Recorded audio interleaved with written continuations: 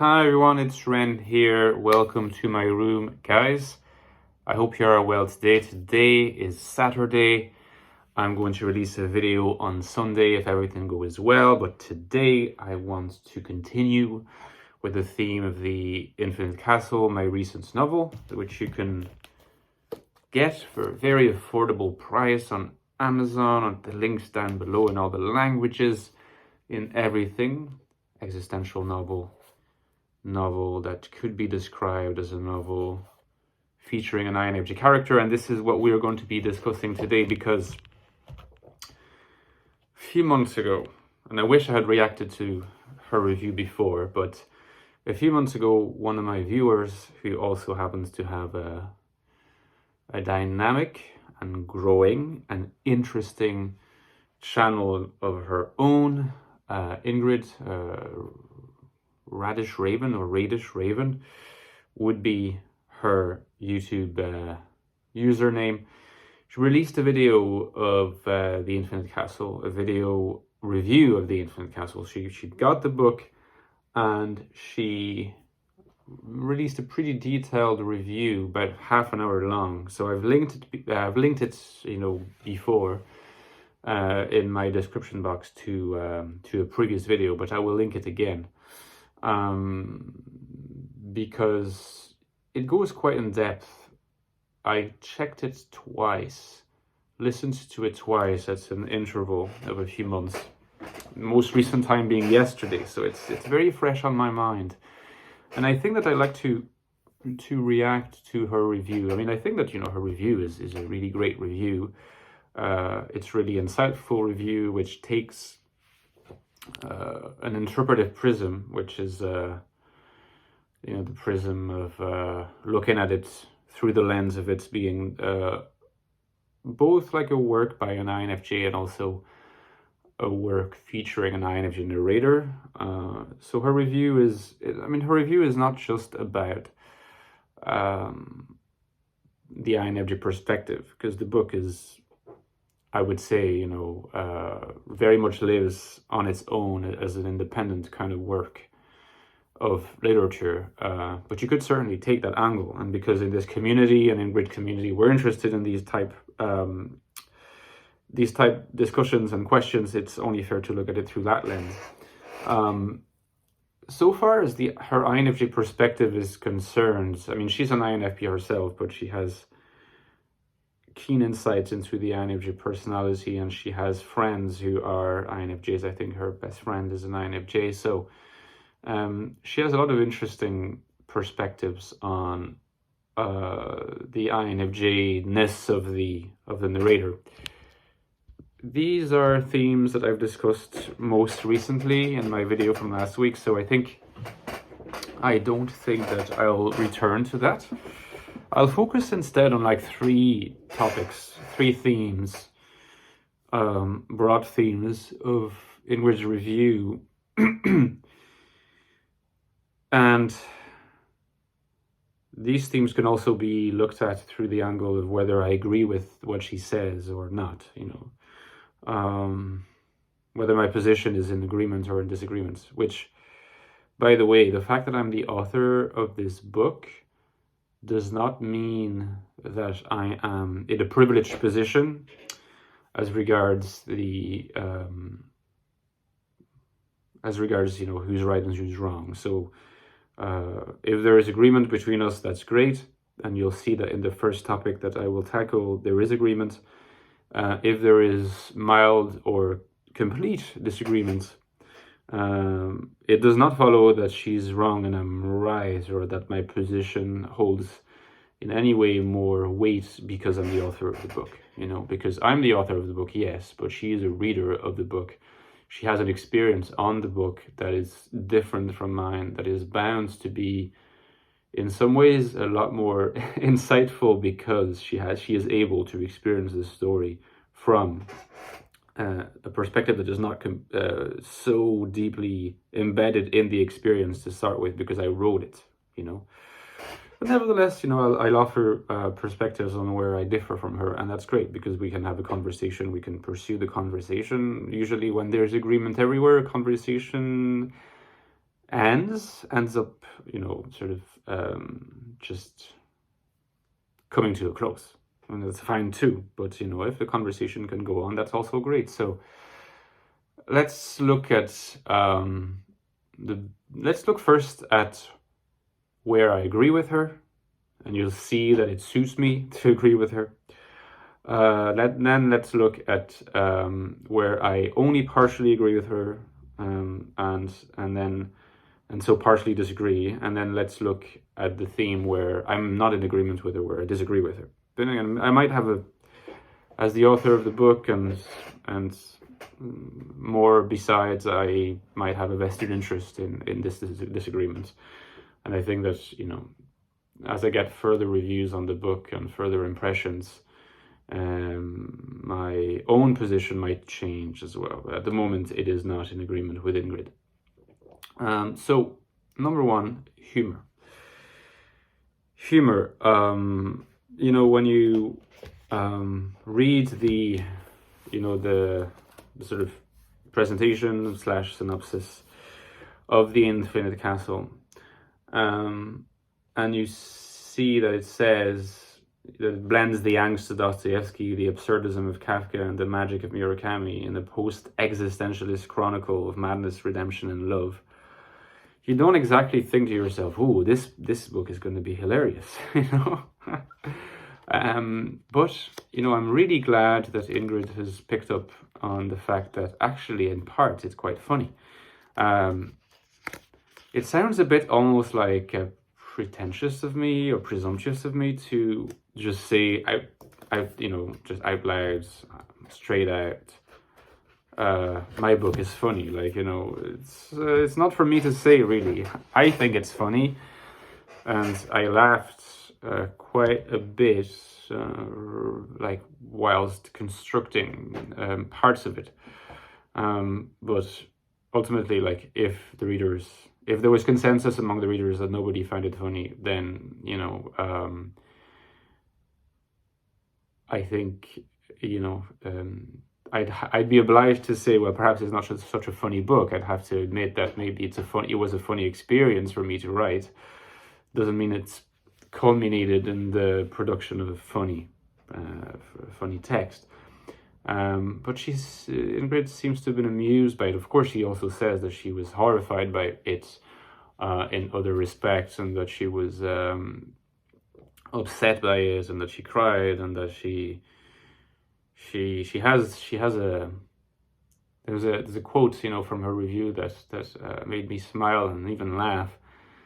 She said, because it's so vivid as well, she says, I'm a bit worried about having the book on my bookshelf. It tells you that it's not just funny, and it's not funny. It's just something that she conveys well, I think, in her review. It's not funny in a kind of like romantic comedy kind of funny, or in a stand-up comedy kind of funny. It's not just funny. It's deep. It's deeply absurd and ironic. And certain turns of phrase and certain situations, they're funny because of how absurd they are, and sometimes they're funny because it's a nervous kind of laughter because of how just drastic the situation is, and how otherwise existentially heavy the situation is. So there are these moments of comedic or comic relief that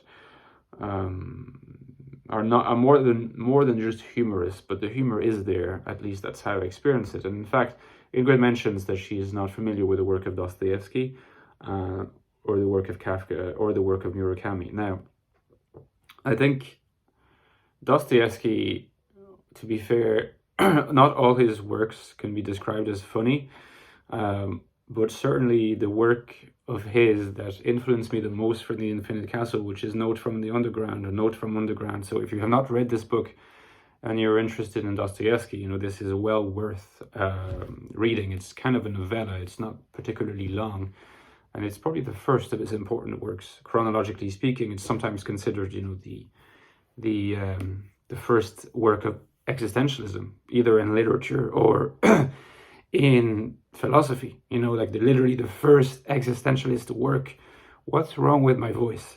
Like, my voice has been fine all week, and it's why is it what's wrong with it now? Fortunately, I have some vitamin drink, so hopefully that can also help with my voice situation. Anyway, Notes from Underground, I think, is funny, very funny in parts, in the same way that The Infinite Castle is funny. Maybe provides part of the DNA for the approach to humor in The Infinite Castle. The other one I can think of is Kafka, and Kafka, because Murakami is not really funny. I mean, he has a lot of great virtues, but to say that he's funny, maybe he made me laugh a couple of times, but I wouldn't say his works are dreamy and all that, but funny, I don't know. Kafka, again, like, for a lot of readers who are not prepared, who don't have the psychological makeup to appreciate a book by Kafka, first of all, they might not like Kafka at all. They might find Kafka very depressing and smothering and ask themselves, why would I put myself through this? But if you have the kind of requisite psychological, if you're a bit strange and you do find the world absurd, and you do kind of, like, sort of go through these ideas in your mind on a frequent basis, Kafka's works are often hilarious. And in fact, this is something that even Kafka readers might not know, but Kafka did read out his works as he was working on them, as he was preparing them for publication and so on. He would read them out loud to an audience of his friends and acquaintances, and he would just burst out laughing. He just find himself and his writings really, really hilarious, and that's and at least in my case, I can really relate, because I do find them very funny. So again, inferences, if that worked in this case for humor, that's great. I'm turning out to be quite verbose, so let's try to move on to where I'm not in complete agreement with Ingrid. I think it's toward this has to do with the character being evil or being a terrible person. Where I am in agreement with her, and where she's able to say that, or she was able to see, rather, which is great, that he's capable of empathy. To say that the character is not capable of empathy is wrong, because there are many situations in the book where there's empathy displayed by the character. He's able to, at the very least, to read people's intentions and emotions. This doesn't necessarily mean that he takes those emotions into himself, but he's certainly capable of empathy in the sense of feeling what others are feeling, or sensing what others are feeling, and sometimes with great acuity and perceptiveness. He is also capable of feeling deeply, and you might argue that a lot of that deep well of feelings and emotion that he has is very egocentric, is very ego-centered, and that is not directed toward other people. But in this sense, if you read another book that influenced me, that I could have mentioned maybe on the back cover, but the link and the connection might have been a bit obscure to a lot of people, so I did not include it, is Nabokov's Lolita. The Lolita by Nabokov. It's a masterpiece of 20th century fiction. If you've not read the book, you've heard of it, because Lolita has entered, even as a word, it has entered the cultural vocabulary at this point. But obviously the main character in Lolita is a terrible person in most ways, but to say that he doesn't feel deeply is just wrong. I remember there's a book by the philosopher Richard Rorty where he provides an analysis of Lolita and says, what's great about Lolita, one of the finest achievements of Lolita, is to show us that people who feel deeply are still capable of the worst behavior, and treating others with cruelty. So in other words, it isn't just psychopaths that perpetrate horrible crimes. It is also people who can feel just as deeply as someone else, and who are twisted in other ways. So that's an insight that is very important, I think, into human nature, and a literary achievement for Nabokov as well. But I'd like to think that in The Infinite Castle you get this sense as well, like, he's not a psychopath. Like, at some point Ingrid says he's a psychopath, like the main character, the INFJ psychopath. I don't think he is. And I don't think she thinks he is. I think she said that because it came to her mind, but she's aware. And the very fact that she speaks that he has this empathy is enough to show that she doesn't actually think that. But she still says he's a terrible person. And what I would say is that he's not as terrible a person as the main character in Lolita, for example, because he's actually a pedophile, in Lolita. Whereas in the Infinite Castle, ask yourself that question: what exactly does he do when all is said and done? What is his worst crime? Ask yourself that question. What is his worst crime? Yes, he is twisted. He's egocentric. He is perverted and perverse. He has many more flaws, but he's also traumatized. Clearly, he has a trauma that comes from somewhere. The trauma is not divulged in detail, but there's something that is causing these things. And I'm asking for the reader to have at least a bit of empathy with him.